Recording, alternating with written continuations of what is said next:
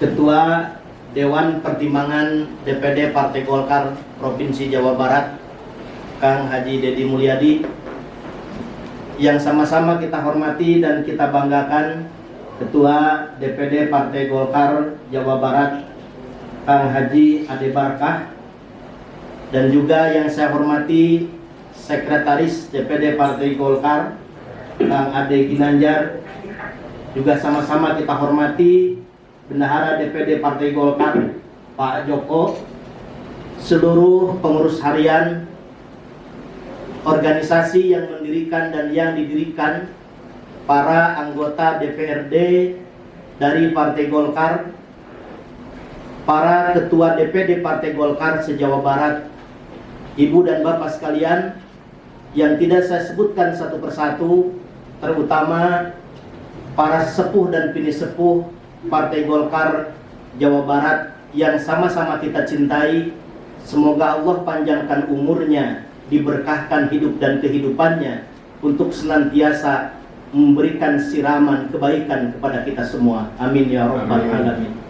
Amin. Puji nan sejati kita panjatkan kehadirat ilahi Rabbi, Tuhan yang maha suci, Tuhan tempat kita berasal, dan Tuhan tempat kita kembali. Rahmat dan salam kita sampaikan pada paduka Nabi, beliau reformis sejati yang mampu mengangkat harkat derajat peradaban insani, Nabiullah Muhammad Sallallahu Alaihi Wasallam. Bapak Ibu sekalian, 1 bulan kita menguatkan hablum minallah dengan berbagai ibadah yang dilaksanakan selama bulan Ramadan. Semua ibadah yang kita laksanakan pada bulan Ramadan merupakan upaya membangun hablum minallah sebagai kekuatan basis keimanan, ketauhidan dan ketakwaan kita kepada Allah Subhanahu wa taala. Baik itu saum, sholat tarawih, dan zakat yang kita keluarkan, tadarus serta ibadah di bulan Ramadan lainnya, upaya-upaya menguatkan hablum minallah yang ultimate goal-nya adalah membangun pribadi yang bertakwa, sebagaimana Allah pesankan dalam Al-Quran surah Al-Baqarah ayat 183, la'allakum tattaqun, agar menjadi pribadi-pribadi yang bertakwa. Layaknya sebuah perguruan tinggi, Ramadan itu ibarat sebuah universitas. Semua mahasiswa-mahasiswinya adalah shaimin shaimat. Buku pedoman akademiknya Al-Quran dan Sunnah Rasulullah Sallallahu Alaihi Wasallam. Guru besar utamanya Allah Rabbul Alamin. Lamanya perkuliahan hanya 1 bulan saja, dengan bentuk kuliah, siangnya saum, malamnya qiyamul lail, dan mengerjakan tugas akhir zakatul fitri. Kita diwisuda pada tanggal 1 Syawal, meskipun wisuda kita dalam keheningan dan kesunyian karena keadaan dan situasi yang tidak memungkinkan seperti pada tahun-tahun sebelumnya.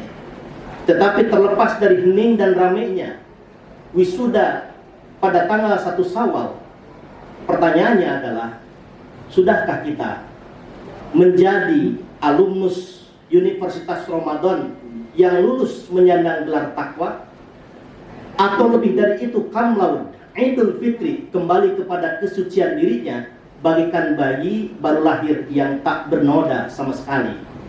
Atau sebaliknya, kita menjadi mahasiswa-mahasiswi Universitas Ramadan yang drop out misalkan, yang hanya punya pengalaman qiyamul lailnya hanya sebagai pengalaman begadang semata, yang saumnya hanya punya pengalaman haus dan lapar semata.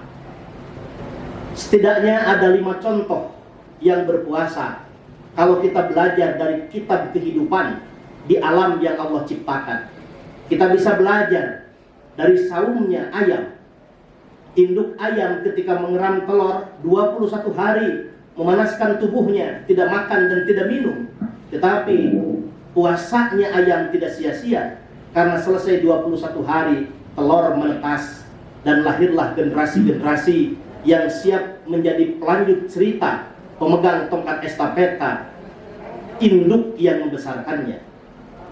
Apa yang kita lahirkan dari saum ini? Kalau partai adalah wadah untuk kaderisasi? Adakah inspirasi dan motivasi setelah kita berkontemplasi selama 1 bulan untuk bukan hanya membesarkan diri, tapi membesarkan organisasi dan membesarkan bangsa dan negara ini? Kita bisa belajar dari pohon pisang. Setiap pohon pisang, dia tidak akan pernah mati meskipun ditebas pohonnya, kecuali kalau nanti sudah berbuah, ditebas pohonnya, pisang akan siap mati.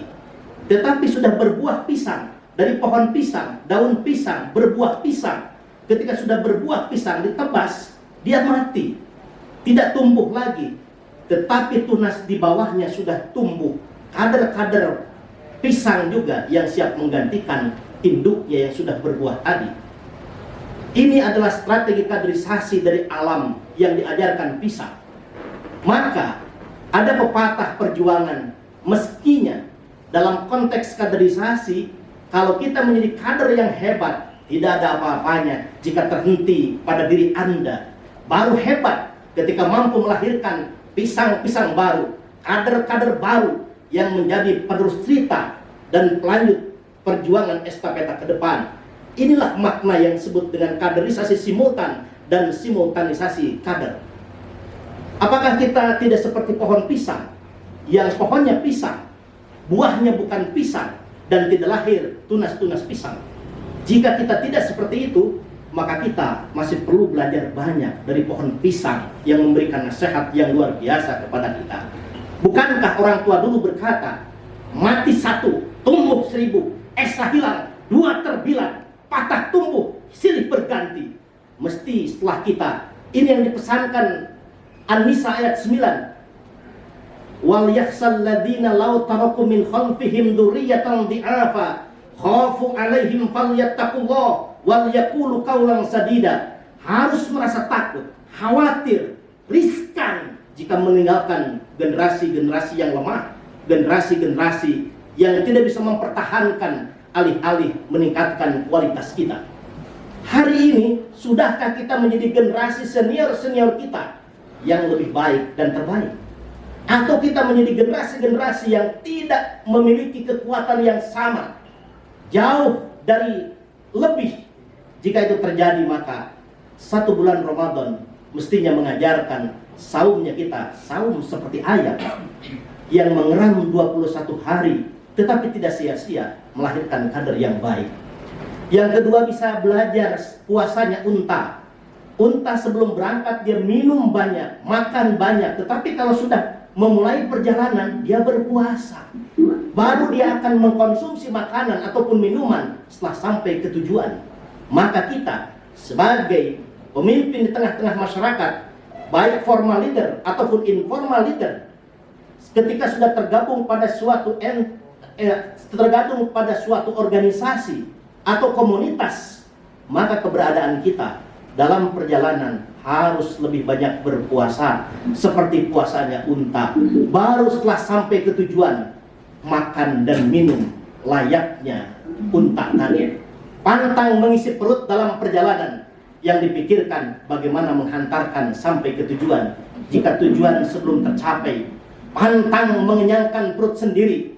Ini yang ditegaskan baginda Nabi, laisal mu'min alladhi yasba' wajhahu ja'un ila janbi. Tidak termasuk orang yang beriman jika perutnya kenyang sementara tetangga menderita kelaparan. Kalau perut kita sudah kenyang, keluarga kita sudah kenyang, meleklah mata kita, buka seluas-luasnya, masih adakah tetangga kita yang menderita kelaparan, tidur beralaskan koran, beratapkan awan? Bukankah Syekh Syarif Hidayatullah atau yang kita kenal Syekh Sunan Gunung Jati berpesan, ingsun titip tajuk lan fakir miskin? Di era penyebaran COVID-19 atau virus corona ini, masjid-masjid terkunci tidak bisa kita kunjungi. Masih ada satu pesan Syekh Sunan Gunung Jati, kalau masjid tidak bisa dikunjungi, tajuk tidak bisa kita makmurkan, maka datanglah pada mereka kaum du'afa, fakir miskin, anak-anak yatim. Beri bantuan baik moral maupun material. Jika pun tidak mampu dengan uang, beri bantuan dengan support. Senyum kita mungkin bisa menghilangkan derita dan kepayahan. 1 bulan kita berpuasa bukan mendata jumlah fakir miskin, bukan sedang menseminarkan masa depan pengentasan fakir miskin, tapi 1 bulan penuh kita merasakan derita fakir dan miskin. Bukankah ketika berpuasa tidak makan dan tidak minum? Bukankah ketika tidak makan tidak minum perut kita kosong, tenggorokan kita begitu mencekik, dan suasana itu sangat tidak enak sama sekali?